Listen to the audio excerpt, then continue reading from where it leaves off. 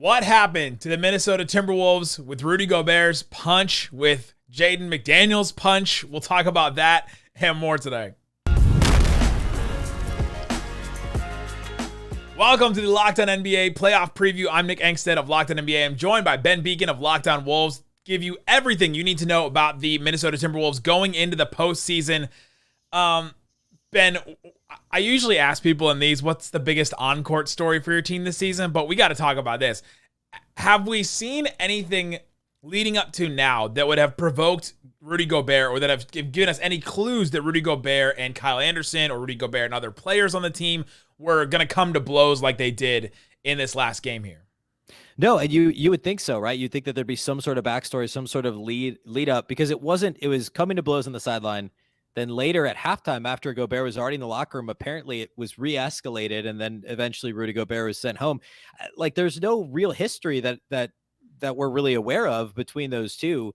Obviously, they've been on the team together all season. They're both veterans in the league, have been around each other in the past. And I mean, like, it just, and all the comments after the game, at least from, of course, Gobert was sent home. So, he tweeted and he texted the team, but he wasn't, didn't give a interview or anything. But from Kyle Anderson and Mike Conley and everybody kind of said the right thing, right? Like, hey, we're men, we're adults, we're going to move past this. Rudy's already apologized, that whole thing. So, I mean, they're saying the right things. We'll see. But it was kind of out of left field. Like, it's not like, there was a whole lot brewing. Like, I mean, there was some earlier this season, like D'Angelo Russell and Rudy Gobert maybe didn't get along great. Like, there's some of that, but nothing specific to Kyle Anderson and Rudy Gobert that I'm aware of. Outside of that kind of drama, yeah. I guess we'll continue with that drama. Do you think that drama carries over into the season? If we didn't see anything to do with that all season, and then now we have this altercation, I guess, to deal with going into a postseason? Yeah, I mean, like, as of this moment, when we're talking, we don't know whether or not Rudy Gobert is playing Tuesday. The team was non-committal about that, and they leave for Los Angeles Monday. So my guess is they'll, like I said, Rudy had apologized in a team group text, and he tweeted an apology to the fans, the organization, his teammates. So I'm sure that Tim Connolly and Dell Demps in the front office is going to meet with Rudy on Monday and have a discussion about, does he fly with us to LA?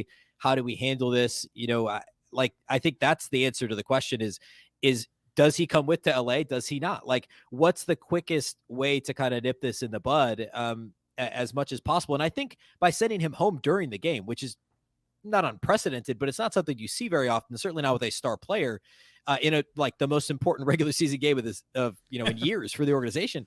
Like, that's already a statement. So, if he says all the right things, I could see him being back Tuesday to play the Lakers in obviously another huge game. And clearly it fueled the team in a good way on Sunday when they won to get the 8 seed in the West and avoid the 9. So hopefully they can channel that, whether or not Rudy's on the floor Tuesday.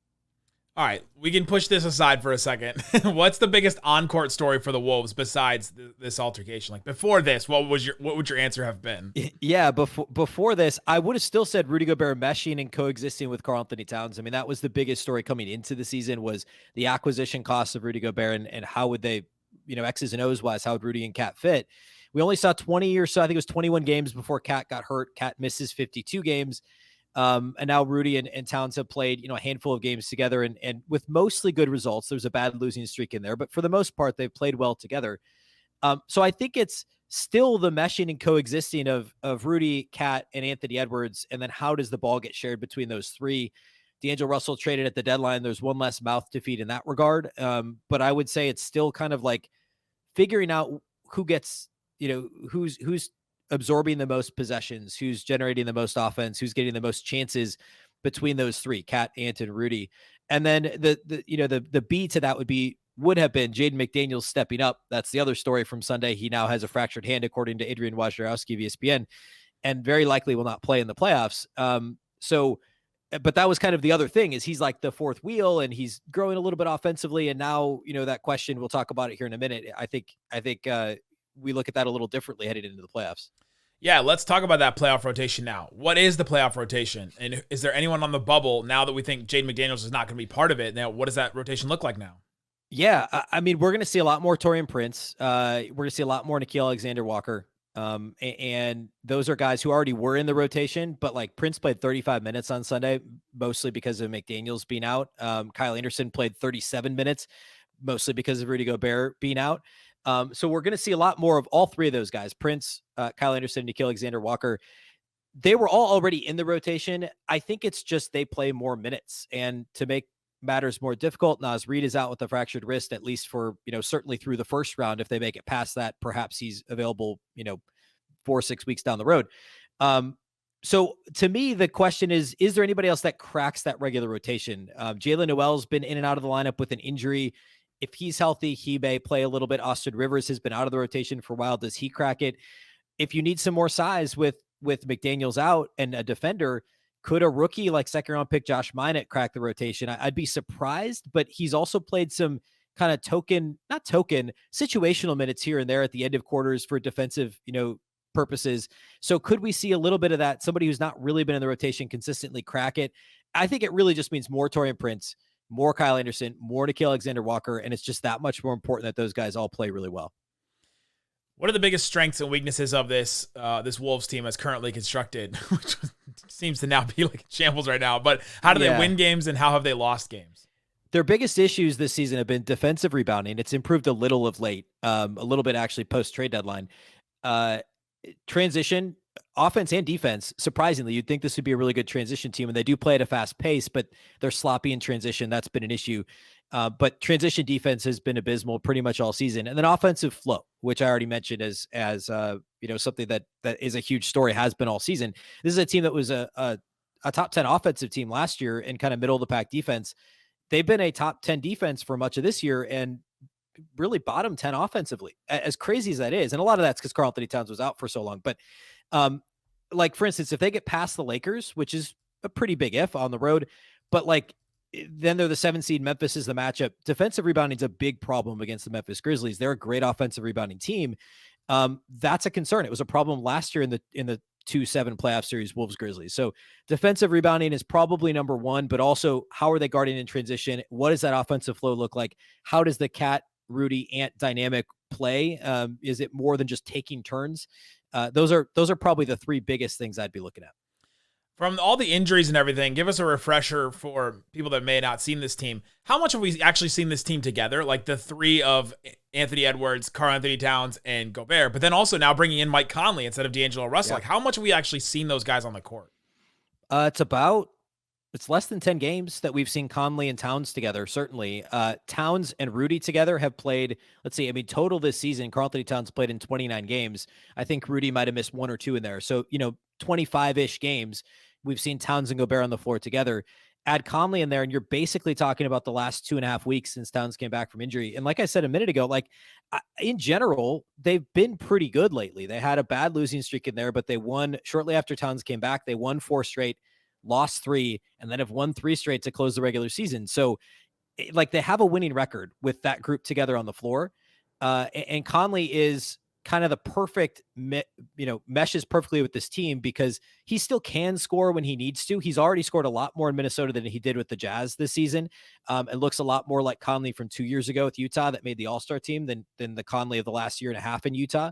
But he doesn't feel like he has to score. He picks his spots. He's a really good catch and shoot player, catch and shoot shooter from the perimeter, and he's solid defensively still. So, this team, I do think the pieces mesh really well. And I actually think Towns and Gobert have played well together. It's actually been more about how does Ant find his role with Towns and Gobert? How does he fit in? It has been the bigger concern versus the Gobert Towns playing together, because I think Towns and Gobert actually have a pretty good chemistry together. What are your expectations for this team? Let's go fan level team. What do the team expect themselves to do? And then what do you expect from them going into the play-in and then possibly the playoffs? Yeah. Coming into the season, I thought this team would be a best case 4 seed. I thought worst case was 6 seed. I didn't think there's any way this team would be in the play-in again. You're talking, we don't need to rehash the whole thing, but Rudy's always been on really good teams with really good defenses. This team was a 46-win team last year. There's no way they were going to get worse. Well, they're 4 games worse. I would expect, I think the fan expectation coming into the season was winning a round in the playoffs. I think now it's getting through the play-in and pushing, that first round series to 6 or 7 games. And they pushed Memphis last year to 6 games. So it wouldn't really be a step up, but given the end to the regular season and certainly what happened on Sunday with McDaniels and Gobert, I think that would be realistic. I think the team expects something similar, and frankly, so do I. I think they'll beat the Lakers Tuesday. I think the Wolves are still a better team, even without Jaden McDaniels. And I think that they'll give Memphis a run for their money, perhaps pushing it to 7 games. It would, especially without McDaniels. If McDaniels is on the floor and things had played out differently Sunday, I might be able to make a case for a Wolves upset in the first round. It becomes more difficult now. So I think it's really a similar result to last year. And then we can all do the, however many first round picks and Walker Kessler and Vanderbilt and Beasley and the whole thing later. And you're in the same spot you were at the end of last year. We'll have all offseason to play that game. But I think at this point, that's probably the most likely place that they end up. Haven't had the team together. I mean, not to make excuses from them, but we talked about it earlier. You just haven't had the team together. Yeah. The FanDuel spread right now is Minnesota +7 against the Lakers right now. Oh, wow. Lakers do usually get a little bit of a bump there because there's a ton of money that comes in for the Lakers. Yep. But that's the spread on FanDuel. You mentioned the things they have to do in order for them to get the win. Go listen to Locked On Wolves for all your talk on the Minnesota Timberwolves. There's a lot to talk about between now and a play-in game, and then maybe if they win that game or a second play-in game. So go check out Locked On Wolves with Ben Beecken 5 days a week on YouTube or wherever you get your podcasts.